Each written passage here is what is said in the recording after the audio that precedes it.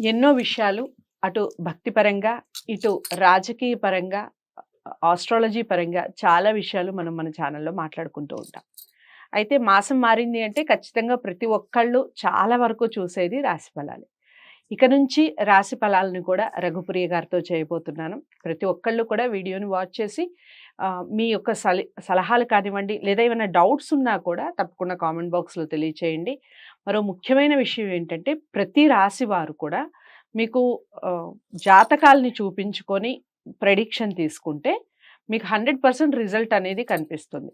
ఇది ప్రపంచవ్యాప్తంగా ఉన్నటువంటి మేషరాశి వారు, అలాగే మేషరాశి మొదలు మీనరాశి వరకు వాళ్ళకి ఏ విధంగా ఉంటుంది అనేది చెప్పడం జరుగుతుంది. అందరికీ ఒకటే చెప్తారు కాబట్టి. లేదా మీరు ప్రత్యేకంగా చూపించుకుంటేనే మీ యొక్క ఫలితాలు ఏ విధంగా ఉన్నాయి, దానికి సంబంధించిన ప్రెడిక్షన్ ఏం చేసుకోవాలి, ఎలాంటి పూజలు, ఎలాంటి వ్రతాలు, ఎలాంటి దానాలు, ఇవన్నీ కూడా మీ జాతకాల్ని పరిశీలించిన తర్వాతనే చెప్పడం జరుగుతుంది. అదొక్కటి గమనించండి.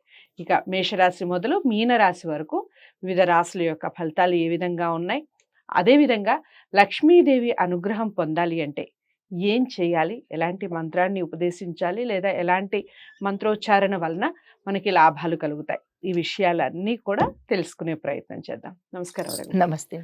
సో మొట్టమొదటిగా మేషరాశికి సంబంధించిన ఫలితాలు జూలై మాసానికి సంబంధించి చెప్పండి. తప్పకుండా.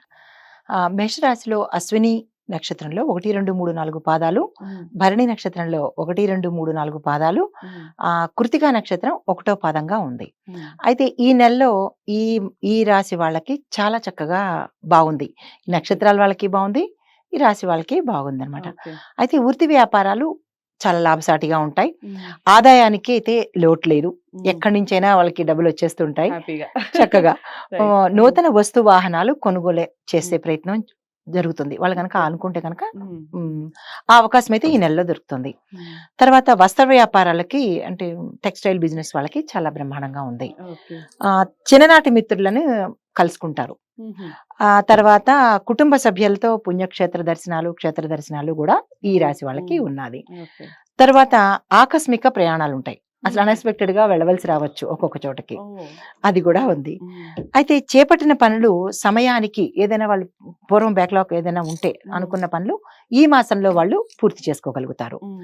అయితే ముఖ్యమైన ఆలోచనలను ఏవైనా ఇంపార్టెంట్ అయినవి కుటుంబంలో ఉన్నవి ఈ మాసంలో ఆచరణలోకి వస్తాయి. తర్వాత ఉద్యోగ వ్యవహారాల్లో కనుక వీళ్ళు విజయం సాధిస్తారు. ఏదైనా అప్లై చేస్తే కనుక సక్సెస్ అవుతారు.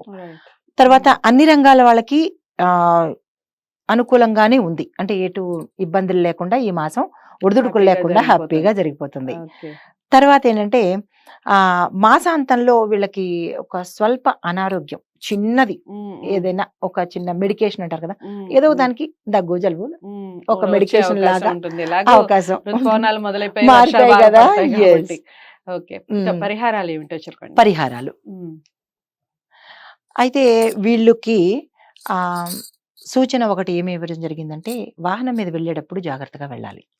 వాహన ప్రమాదం ఒకటి కనబడుతున్నది. అది కొంచెం జాగ్రత్తగా ఎవరి బండి మీద వెళ్ళినా లేదంటే మనంతరం మనం వెళ్ళినా కొంచెం దైవనామస్మరణ చేసుకుని వెళ్ళడం సూచనగా చెప్పడం జరిగింది. వీళ్ళు ఏం చేయొచ్చు అంటే శివాలయంలో రుద్రాభిషేకం చేసుకుంటే మంచిది, లేదా ప్రతి సోమవారం అభిషేకం వాళ్ళ పేరు మీద చేసుకుంటే మనకి అన్ని రకాలుగా బాగుంటుంది, ప్రమాదాలని దాటొచ్చు అనమాట. తదుపరి ఏం చేయాలంటే గోమాతకి ఐశ్వర్యకాళి సమేత అమ్మవారి పటానికి పూజ చేయాలి. గోమాతకి ఐశ్వర్యకాళి అమ్మవారి ఫోటోకి ఎర్రని పూలతో కనుక పూజ చేసి దండం పెట్టుకుంటే బాగుంటుంది. ఇంకొకటి మూడోదిగా ఏం చెప్పడం జరిగిందే, పశుపక్షాదులకి వీళ్ళు ఏదైనా ఆహారం పెడితే బాగుంటుంది. ఈ మాసం వాళ్ళకి అన్ని రకాలుగా చక్కగా ఉంటుంది. ఈ పరిహారాలు సంబంధించిన స్తోత్రాలు ఏమైనా అలాంటివి ఏమైనా చెప్తారా? అన్ని రాసులకి అయిపోయిన తర్వాత లాస్ట్ లో ఒక్కొక్కరికి ఒక్కొక్క మంత్రం నేను చెప్పేస్తా. అప్పుడు వాళ్ళు నోట్ చేసుకోవడానికి కూడా వీలుగా ఉంటుంది.